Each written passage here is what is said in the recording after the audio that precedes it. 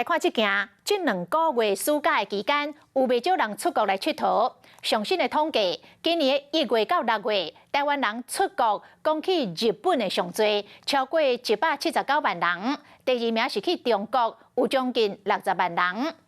中国昨来宣布要开放团体客到日本、南韩、美国等等78个国家，但是其中就是无包括台湾。这个台北西门町伴手礼业者讲，目前用要看袂到中国的游客咯，讲比疫情进前至少减4成。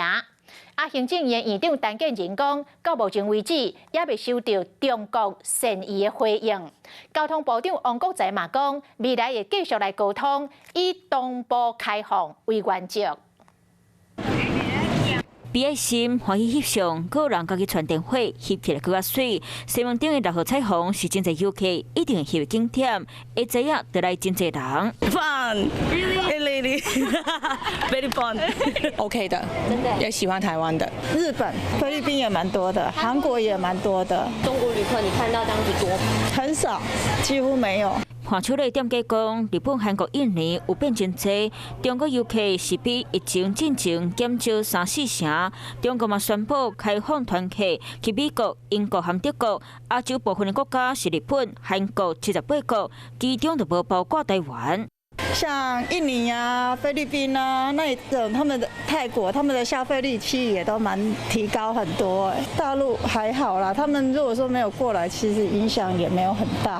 因为东南亚游客明显变多，店家对业绩有信心。不过今年前半年，台湾人出国上爱去的日本有超过179万人，第2名是中国，有59万9837个人，第3名则是韩国。真侪旅游业者也希望当解读禁团令。到目前为止，我们还没有接到大陆的善意的回应。中国禁止旅客到台湾，责任在中国，不在台湾。到8月8号为止，已经到达335万左右，我们今年可以达标。现在是希望我们的团客去，但是禁止他的团客来啊。我们这边会同步开放2边的这个团客互往。